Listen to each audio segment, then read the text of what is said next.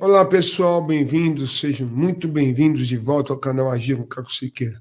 Nesse vídeo estou trazendo aqui uma entrevista do Fernando Castilho, que vai destrinchar toda a história da revisão da vida toda, falando das balelas, das fake news que inventaram para poder convencer o governo de que seria a quebração da Previdência Social se pagasse a revisão da vida toda, o que é uma grande mentira. Nós sabemos disso mais do que comprovadamente, né? Menos de 3 bilhões para pagar os 102 mil ações que estão na justiça e que têm direito e tem que ser paga, né? Então o governo vai ter que dar um jeito de assumir isso aí e pagar isso, porque esses 480 bilhões é uma balela muito grande, é uma mentira muito grande.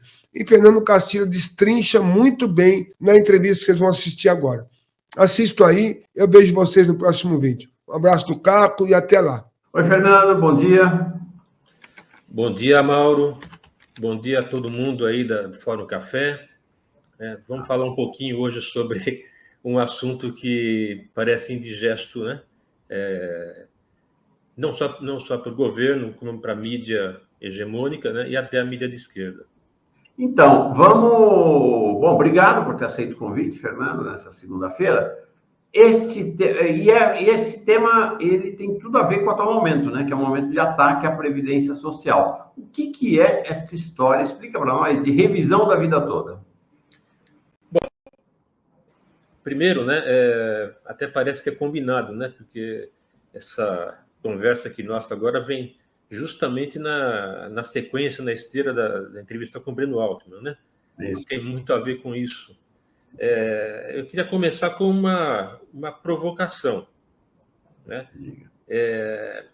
Imagine que você depositou parte do seu salário todos os meses durante décadas na caderneta de poupança de um banco. Agora, imagine que, ao sacar o dinheiro, o banco lhe paga somente a metade do que você depositou. Para onde foi seu dinheiro? Você acha isso justo? Essa é a provocação inicial que eu faço, né? Porque a revisão da vida toda é parecida com isso, né? Eu usei uma metáfora. Aposentados que contribuíram com o INSS desde a década de 70, né, estão tendo seu braço decepado, né? Estão sendo tolhidos naquilo que eles teriam direito, né? Por quê? Porque o INSS considerou que, para cálculo de aposentadoria, somente as contribuições após 1994 seriam consideradas. Então, quem trabalhou antes de 1994, né, perdeu essas contribuições para o cálculo. Na verdade, isso aconteceu em 1999, durante o governo Fernando Henrique, uma reforma da Previdência que ele fez. Mas o Congresso, quando julgou essa reforma da Previdência, estipulou que o aposentado teria direito à melhor regra, né, que é a regra de transição, né? Então, ninguém seria prejudicado. Então, veja que o aposentado que teve seu direito assegurado, né, após 1994 e que teve as maiores contribuições após 1994, que é a maioria, esse foi beneficiado. Agora, aqueles que, ao começar seu trabalho, né, pessoas se formaram em faculdade, começaram a trabalhar e começaram a ganhar bons salários antes de 94, esses foram prejudicados, porque o que acontece ao longo do tempo, né, com crise financeira, com inflação alta, altíssima, né, o valor dos salários foi diminuindo. Eu acho que todo mundo se lembra do engenheiro que virou suco, por exemplo, né? Aconteceu muito isso. A pessoa trabalhava, ganhava um bom dinheiro, era engenheiro, e o próprio mercado de trabalho acabou expulsando essas pessoas, né? Essas pessoas passaram a ganhar menos. Então, o que aconteceu? Um resumo do que aconteceu, né?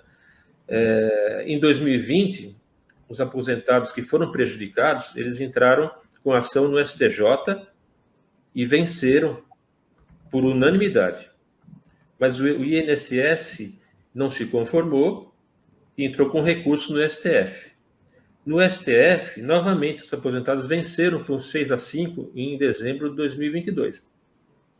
Foi 6-5, foi apertado, né? E em abril de 2023, houve o acórdão, né? Foi publicado o acórdão. Então, a decisão sobre a revisão da vida toda já foi julgada, né? Os aposentados já venceram, né? Mas o que aconteceu? O ministro Luiz Roberto Barroso, presidente, né, do STF, ele segurou isso, né, até entrarem 2 ministros novos, que é o Zanin e o Flávio Dino, né, para desenterrar 2 ADIs, né, ações diretas de inconstitucionalidade, que estavam adormecidas desde 1999, 25 anos atrás, e que não tem nada a ver com a revisão da vida toda. Eles aproveitaram essas 2 ADIs para estipular um tal de efeito cogente. O que é o efeito cogente? O efeito dessas ADIs mandaria no processo da revisão da vida toda, que é um processo totalmente diferente, né? Baseados em quê? Baseados na pressão do governo, né? E aí eu remeto ao que o Breno falou, né? É de Haddad, é de Tebet, né? Para que o STF anulasse essa vitória, anulasse a sentença que eles mesmos proferiram em 2022. Por quê? Porque ninguém sabe de onde que saíram esses números, né? Mas eles apresentaram ao STF valores da ordem de 480 bilhões que custaria a revisão da vida toda. Isso quebraria o INSS, a Previdência, e até o país, né? Então, eu acho que seria uma atitude responsável do governo, né, pressionar o STF para anular essa sentença, né? Só que esses valores, eles são fictícios, né? Ninguém se preocupou em verificar ao certo quais são esses valores, né? A não ser o IEPREV, que é um Instituto de Estudos Previdenciários, né, que encomendou um estudo independente de auditores economistas, né? E esse estudo constatou que o custo total da revisão da vida toda, pasme, Mauro, pasme, é somente 3,1 bilhões em 10 anos, ou seja, 310 milhões por ano, e não 480 bilhões, como foi apresentado ao STF.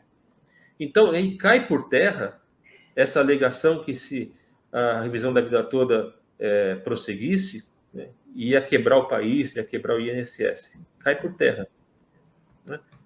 E agora nós estamos nesse impasse, né, porque as ADIs foram aprovadas pelo STF e eles querem, através das ADIs, fazer um remeleixo aí, uma coisa totalmente ilegal, né, de cancelar a vitória, cancelar o mérito, né, o que causa insegurança jurídica muito grande, né, e que causa também uma revolta muito grande entre os aposentados, porque esses aposentados que estão requerendo a revisão da vida toda, né, não estão requerendo para trocar de carro, fazer viagens para a Europa.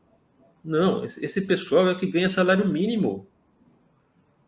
É gente que recebia, no passado, um bom salário, antes de 94, e o salário foi diminuindo com o tempo, né, a ponto de se aposentar com um salário mínimo apenas, que é insuficiente para aluguel, para alimentação, né, para remédio, tá certo? Aí eu lembro uma coisa que você falou, Mauro, no começo do programa,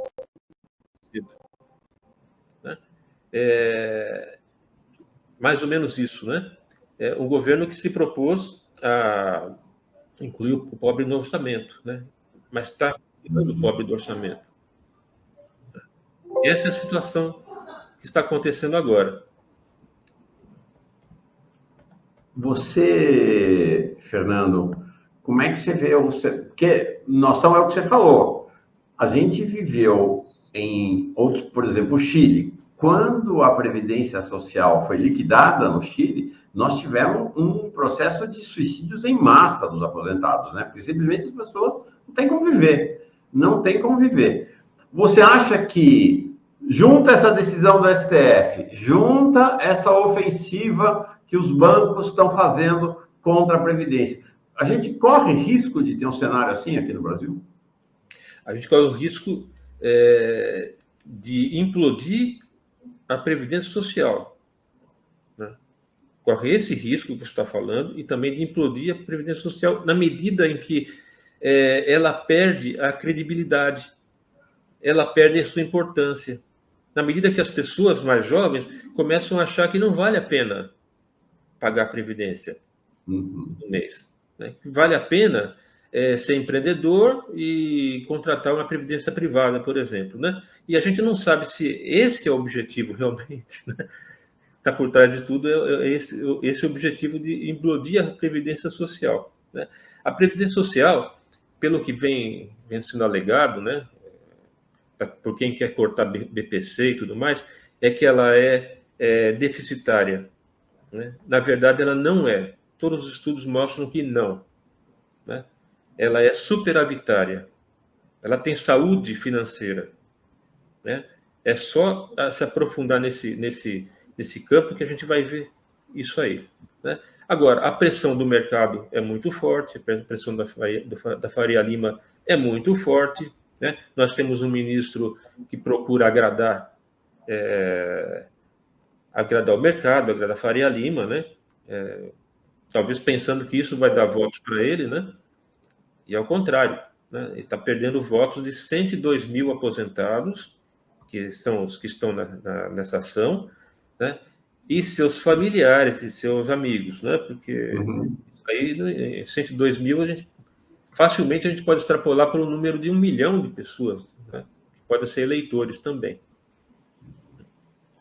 O cenário, portanto, pode ficar dramático, o cenário, então. O cenário pode ficar muito, muito dramático até por causa da insegurança jurídica que isso está trazendo para o próprio STF, né? E tem outra coisa, né? O INSS, ele é criado para quê? Ele é criado para amparar o segurado, o aposentado. Mas o que o INSS faz na prática? Né? Ele trata o aposentado como inimigo. Tanto é que o recordista de ações no STF é o INSS, né? Então, em vez de amparar o segurado, né, ele vê o segurado como um inimigo, algo que está prejudicando ele.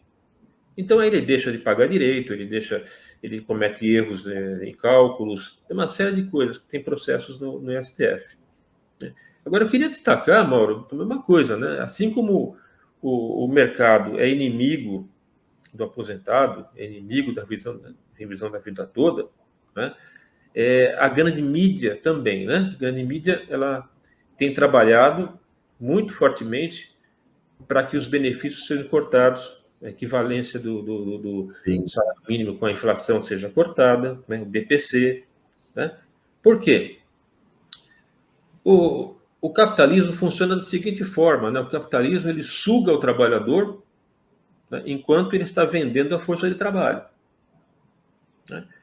Quando ele atinge uma certa idade, que é a hora que ele deveria parar e curtir a família, passear, viajar, descansar, fazer tudo aquilo que ele não pôde fazer enquanto ele trabalhava, né, o capitalismo expulsa essa força de trabalho. O capitalismo expulsa, porque ele vai cuspir, né, o bagaço. Ele chupou até o fim o trabalhador, depois ele vai cuspir o bagaço. Por isso que querem cortar os benefícios do aposentado, né? E a mídia não leva isso em conta, ela não divulga, não fala nada sobre isso, pelo contrário, né? Ela defende que se corte, né? E a gente entende também que a própria esquerda não está dando bola para isso, né? A própria esquerda parece que vê o aposentado como o novo negro do mundo, né? O novo negro do Brasil. É aquele que vai ser discriminado, porque nós enviamos e-mails para todos os parlamentares de esquerda, não houve sequer uma resposta, né? E nós também tentamos entrevistas com vários canais progressistas, né? E eu tenho que fazer justiça ao Luiz Nassif, que fez algumas matérias, né? E agora a Fórum também, né? Toda vez que eu falo com o Rovai dá um espaço para escrever artigos e tudo mais, né? E você, Mauro, agora, né? Antes disso, ninguém mais. Ninguém quer saber dos aposentados. O Mário Xavier vem aqui, pelo jeito ele também conhece o assunto, dizendo o STJ e STF aprovaram a revisão de toda a vida e o governo federal, a AGU, né, Advocacia Geral da União, e a maior parte do próprio STF se negaram a reconhecer e pagar o que é direito dos 102 mil aposentados com ações de revisão da vida toda. Né? Tá aí. Isso aí. Exatamente isso, né? Então, o que a gente está fazendo agora, né? A gente está tentando criar uma visibilidade, né? Porque não estão dando visibilidade para a gente. Esse canal tem grande visibilidade, né? Então, agradeço muito. Agir com Caco é o nosso lema. Segurança e futuro, esse é o tema. Aposentados felizes, com muito pra contar. No canal do Caco, vem se informar. Planeje seu amanhã, não deixe pra Deus.